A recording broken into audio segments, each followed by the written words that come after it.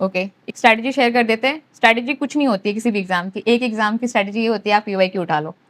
ये सब बताते हैं सर, जैसे पीवाईक्यू उठा लो, नहीं तो सिलेबस उठाओ। आपको पता होना चाहिए कि वो एक्चुअली में पूछ क्या रहा है।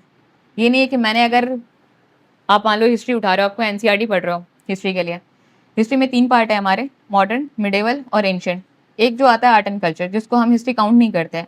It is an totally different subject, but please उसको मिस कर दीजिए हिस्ट्री में, क्योंकि उसका अलग से कोई सिंपल सोर्स नहीं है हमारे पास, सिवाय वो क्लास 11 की NCERT introduction of Indian art को छोड़ के। बट अगर उसको आप एनसीईआरटी में लेके आ जाओगे, क्लास 6, 7, 8 की आवर पास की बुक आती है हिस्ट्री की, उसके बाद आती है 11, 12 की themes in India part 1, part 2, part 3। अब उसमें तीनों हैं, एंशिएंट भी है, मिडाइवल भी है और मॉडर्न भी है, ठीक है। अब जब आप उनको पढ़ रहे हो, आपने एक है नोविस बच्चे, क्या करोगे आप, उठा के उनको रीड कर लोगे। सेकंड रीड के टाइम में आप क्या करोगे, नोट्स बना लोगे। थर्ड रीड के टाइम में क्या करोगे, आप रट्टा मार लोगे। This is not the strategy. Strategy, किताब को एक बार रीड कर लिया, मेरे को मोटा मोटा आइडिया हो गया कि हाँ, कि एंशिएंट में पेलियोलिथिक टाइम से लेके आज के मॉडर्न टाइम तक एक्चुअली में मोटी सी थीम क्या चल रही है मेरे दिमाग में।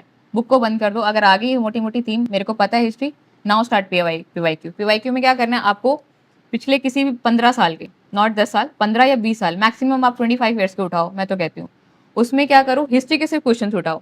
एक पेज में एंशिएंट, एक पेज में मिडिवल, एक पेज में मॉडर्न और एक आर्ट एंड कल्चर का पेजेस बना लो। उस पेजेस में आप सिर्फ डायमेंशंस लिखो कि अगर उसने इंडस वैली सिविलाइजेशन से क्वेश्चन पूछा है तो किस थीम पे पूछा है उसने।